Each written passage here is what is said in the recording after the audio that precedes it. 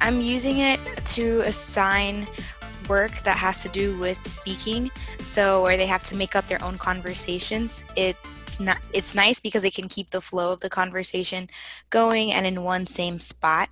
So they can ask questions of each other and respond to each other.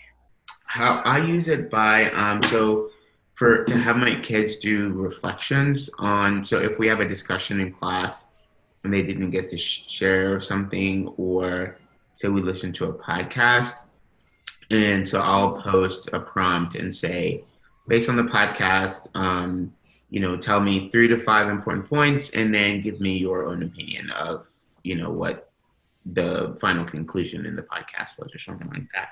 And the cool thing I like about FlipGrid too is that with rubrics, you can be as detailed as you want to be, or you can be as generic as you want to be.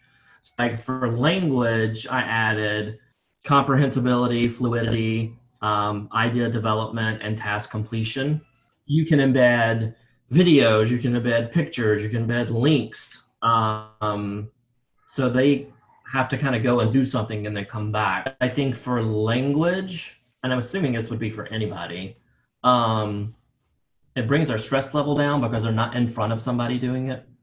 So I find that I get better, I don't know if Ashley and David get the same thing, but I get better quality because they're kind of like, ooh, they just seem calmer.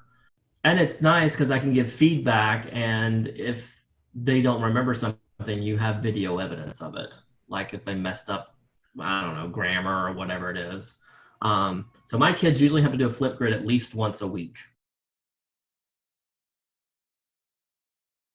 The other issue I have with FlipGrid is my kids, if I give them a prompt and they're responding, they tend to write out a script, and I can see them reading it, right, in Spanish. It's pretty obvious that they're like, they'll, they'll trip up on words. So I encourage them to, make it as conversational as possible, but most of them don't do that. I don't know if they just don't feel confident enough to do that. But so it, for me, as a tool to measure their ability to speak extemporaneously, I find it limited in the sense that they're not speaking extemporaneously, right? That's certain.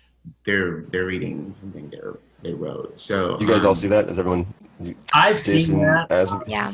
With the fear of God into mind, if I see that they're reading it all, I drop their task completion in half. So and then they don't do it. But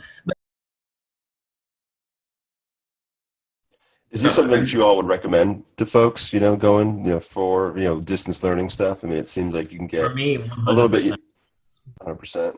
Absolutely, yeah. And y'all are. It makes them, especially for a language piece, the speaking part. It's just a great way to give, because if in the course of the class, everyone doesn't get to say something or give their opinion, you get to hear everyone's voices that way.